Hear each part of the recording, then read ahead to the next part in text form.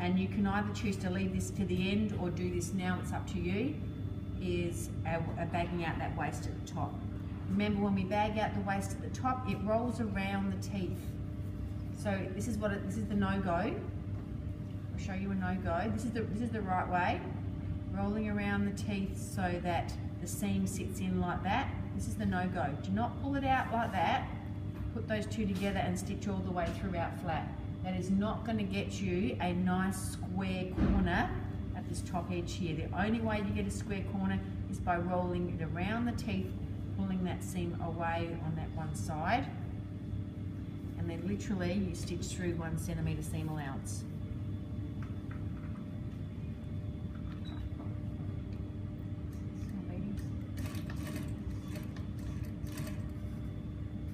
Make sure your seams.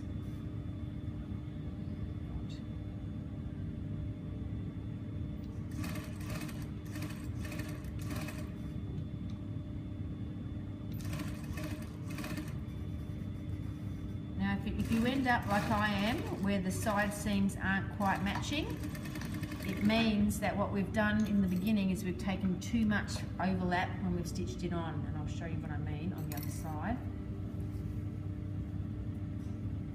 Yeah. When we went to this stage here and we pulled out that underlap and we made a bigger seam allowance, if these, oh, I can't really show, I'll go back to this up here. If these side seams aren't matching there, and you've got a bit of a, and you probably will work out that your main is smaller, it means that we've probably taken too much on there when we've taken that. So make it a small centimetre, and I've probably taken too much of a big centimetre. It should have been a smaller centimetre. Okay. Once again, on this side, roll around my teeth. Pin in that. Going to stitch back that way. Stretch and stitch.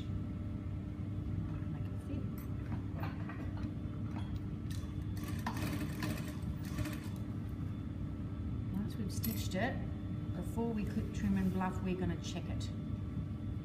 So.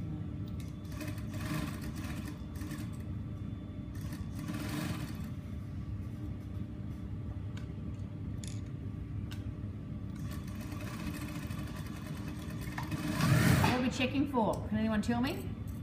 Yeah, that's equal. Sorry? But both sides are equal. Yep, so both sides are even. So push in that side.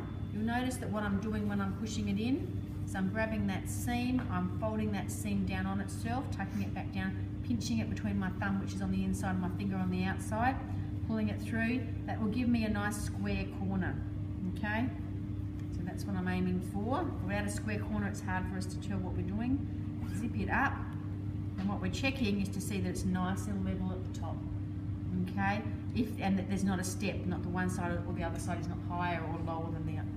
Checking, once we've checked to see that it's nice and beautiful and level, pull it out again, clip, trim and bluff. What side am I bluffing that seam to?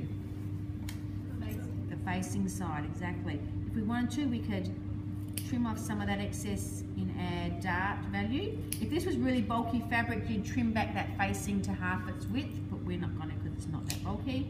Clipping into it is good enough for us in this activity because calico ain't that bulky. Same on the other side.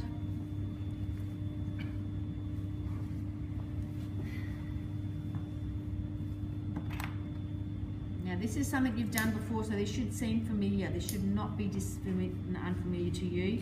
You guys should have done this once, if not twice already. Bagging out the top of an invisible zip into a facing, clip, trimming and bluffing. Okay, we're bluffing that seam, so we push that seam towards, the seam goes towards my facing side. Under we go. Pulling it apart as I go, so we get a nice crisp seam in there. There's no lips or verandas, as I used to say. I don't say verandas so much anymore. As far as we can go, so literally would be 2 or 3 centimetres from the end.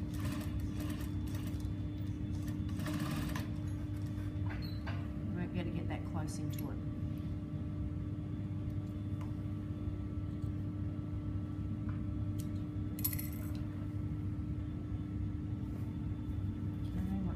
use your finger to turn it back in, and then you press it so you get a nice neat roll. Okay, so there's your bluff stitch. I've stitched it as about 2 centimetres away, it's as close as I could get. And then give it a good old press, do the same on the other side for me. Okay.